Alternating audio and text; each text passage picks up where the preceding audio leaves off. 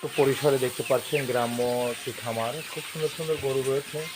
প্রত্যেক বাড়ির আঙিনাতে দেখতে পাচ্ছেন গরু আছে এবং শখের বশে তারা কিন্তু গরু লালন পালন করে থাকে। এটি হচ্ছে দক্ষিণ পাড়া জন্তিহাট ফরিদপুর পাবনা রতন সাহেবের গরুর খামার। অনেক সুন্দর সুন্দর দেশি দুধের গাভী রয়েছে এবং ভালো দুধ দেয়। আর সে গাভীগুলো কিন্তু রয়েছে এবং প্রত্যেক খামারে এইরকম কিন্তু শখের বশেই সবাই গরু লালন পালন করে থাকে।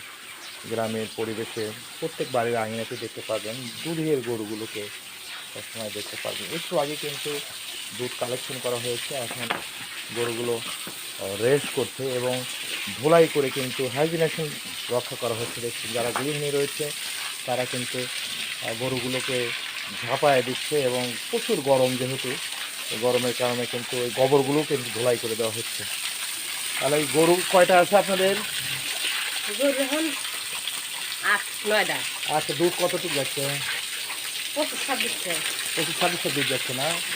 তো গরু আবাদ করে কি বর্তমান লাভ হচ্ছে নাকি লোকসান হচ্ছে? লাভ আছে তো কিছু, লাভ আছে। ওই বর্তমান খড়ের দাম বেশি, তারপরে খাদ্যের দাম বেশি, এতে কেমন পোষায়? চলা লাগে। হ্যাঁ, এইভাবে আসলে যতটুকু চলে। খড়ের দাম যদি একটু কম হতো, আসলে ক্ষুদ্র পর্যায়ে যারা আছে তারা কিন্তু লাভবান হতে পারে, কারণ খড়েরও দাম বেশি এবং গোখাদ্য যেগুলো রয়েছে সেই গোখাদ্যগুলোর কিন্তু অনেক দাম। এই কারণে কিন্তু আসলে পোষায় ওঠা সম্ভব হচ্ছে না। এই জন্য যারা গরুর খামারি রয়েছে তাদের দাবি, যদি গরুর খাদ্যের দাম কমানো হয় তাহলে কিন্তু তারা ভালোভাবে কিন্তু গরু লালন পালন করে লাভবান হতে পারবে। খাদ্যের দাম বেশি। তো শাকটার দাম হয়েছে কত?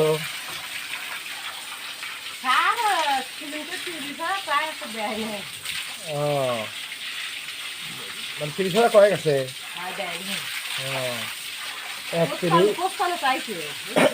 ও, দেখতে পাচ্ছেন সারগুলো কিন্তু অনেক সুন্দর সুন্দর সার হয়েছে এবং এবার ঈদের জন্য কিন্তু এই কালেকশনটা রয়েছে। এই সারটা কিন্তু প্রতি বছরই তারা একটা দূরে কিন্তু সার সারে বিক্রি করে দেয়। গরুগুলো কিন্তু ভয় পাচ্ছে। এটি হচ্ছে পাবনা জেলার ফরিদপুর থানার রতন সাহেবের খামার। এই গরুটা কিন্তু দাম হয়ে গেছে